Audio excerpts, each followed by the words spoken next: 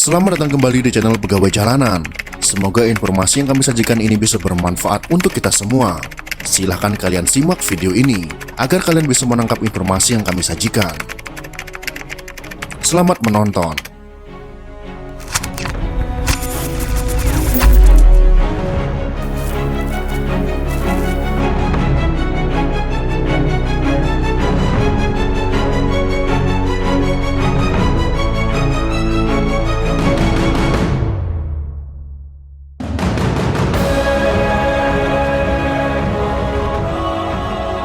Keris pada masanya dulu merupakan senjata pendek yang paling terkenal. Bahkan di masanya dulu juga, keris diyakini dipandang sebagai senjata pusaka yang memiliki kekuatan tertentu. Pada sebagian masyarakat di Nusantara, terutama di Pulau Jawa, juga sampai di Semenanjung Malaya, Malaysia, keyakinan itu masih tertanam hingga hari ini.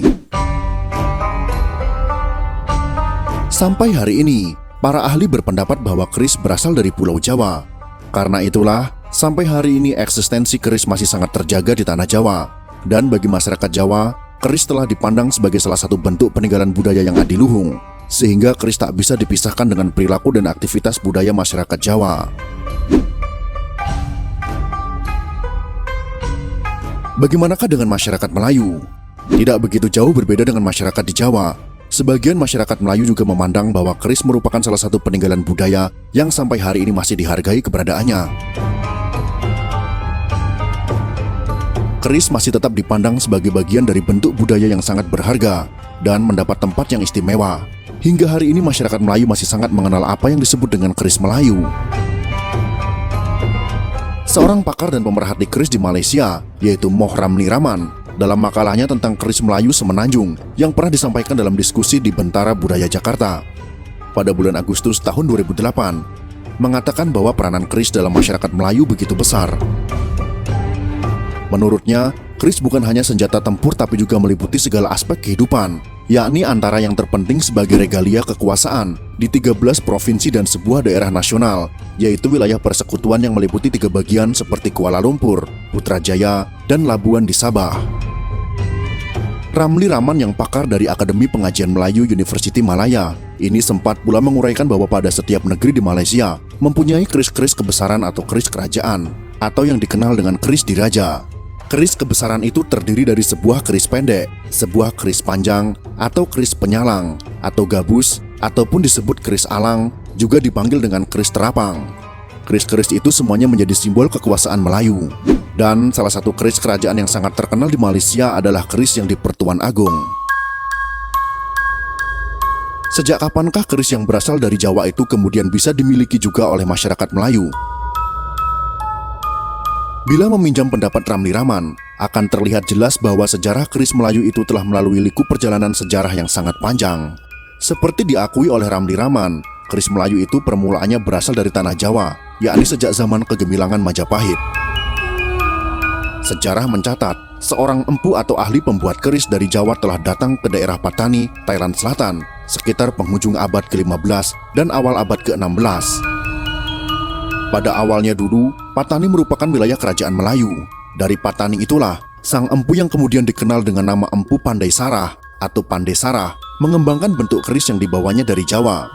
Empu Pandai Sarah memang seorang empu yang sangat kreatif. Ia tidak terpaku pada keris dari tanah kelahirannya di Jawa. Ia membuat kreasi baru yang berbeda dengan keris di bumi kelahirannya. Bentuk keris yang dibuat oleh Empu Pandai Sarah itulah yang hingga hari ini dikenal dengan sebutan keris Melayu. Bentuk keris yang awalnya dibuat oleh Empu Sarah itu pun kemudian melebar ke seluruh tanah Melayu. Dan nama keris Pandai Sarah hingga hari ini masih sangat terkenal di Semenanjung Malaya.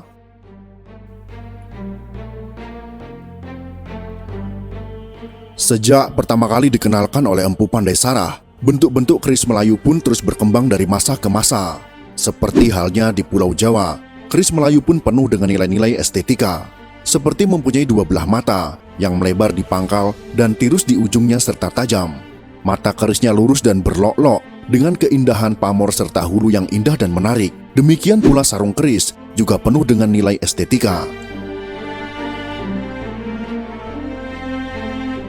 Para pewaris Empu Pandai Sarah pun bermunculan.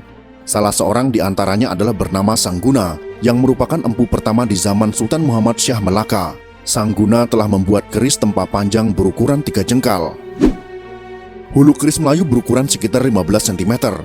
Bentuknya membengkok di bagian tengahnya. Kebanyakan hulu keris Melayu diukir dengan ukiran tangan penuh nilai estetika Melayu. Hulu keris itu biasanya dibuat dari kayu atau akar pohon kayu, seperti pohon kemuning, pohon tegor, pohon tempinis, pohon petai belalang, pohon lebang, kayu hitam, dan lainnya. Selain dari kayu atau akar pohon, hulu keris Melayu juga ada yang dibuat dari gading gajah, tanduk, gigi ikan paus, emas, perak, besi, dan lain sebagainya. Hulu keris Melayu juga punya berbagai nama, seperti hulu anak ayam teleng, anak ayam sejuk, Jawa demam, kakak tua, tapak kuda, dan pekaka. Kemudian motif ragam hias di hulu keris Melayu juga beraneka macam seperti bermotifkan bunga timbul, awan larat, bunga tebu, ketam guri, bentuk fauna, dan lain sebagainya. Bila keris Melayu juga penuh daya tarik, keris Melayu mempunyai beragam bentuk dan ukuran. Sebagian besar keris Melayu memiliki jenis yang berlok, samada 3, 5, 7, atau 9 dan lurus. Keris Melayu juga ada yang memiliki panjang sampai 61 cm dan berlok sampai 29 lok. Di samping itu ada keris Melayu yang ujungnya seperti mata pedang. Keris jenis itu misalnya adalah keris Sundang. Seperti halnya di tanah Jawa, selain mempunyai beragam jenis dan bentuknya, keris Melayu juga mempunyai sejumlah nama. Nama-nama keris itu sesuai dengan bentuk dan kegunaannya. Bahkan ada yang meyakini sesuai dengan kekuatan yang ada di dalamnya. Perlu kita ketahui, keyakinan bahwa keris itu memiliki semacam kekuatan atau tuah tak hanya terdapat di masyarakat Jawa, tetapi juga di kalangan masyarakat Melayu, baik di Semenanjung Malaya maupun di ranah Nusantara Melayu lainnya. Beragam nama keris Melayu, khususnya di Semenanjung Malaya Malaysia, yang masih dikenal hingga hari ini antaranya adalah keris sepukal, keris sempena, keris cerita, keris picit, keris tajung, keris sulok belingkong, keris apit liang, keris jenoya, keris rantai, keris andus, keris melela, keris tokcu, keris beko debek, keris lepeng Trengganu, keris tajung, keris pekaka, dan keris coteng. Bila dalam khasanah Melayu dikenal kata-kata masyhur yang dulu pernah diucapkan oleh Laksamana Hang Tuah, yaitu tak akan Melayu hilang di bumi, maka bagi kita di bumi Nusantara ini yang ingin menjaga dan mempertahankan eksistensi keris sebagai warisan budaya adiluhung, sudah sepantasnya juga kita menggelorakan semangat dan tekad tak akan keris hilang di bumi.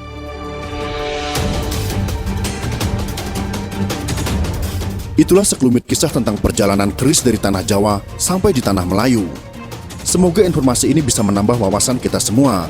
Jika kalian suka dengan video ini, silakan berikan jempol ke atas. Dan jika kalian menganggap video ini bermanfaat, maka bagikanlah untuk teman-teman Anda yang lain. Terima kasih sudah menonton.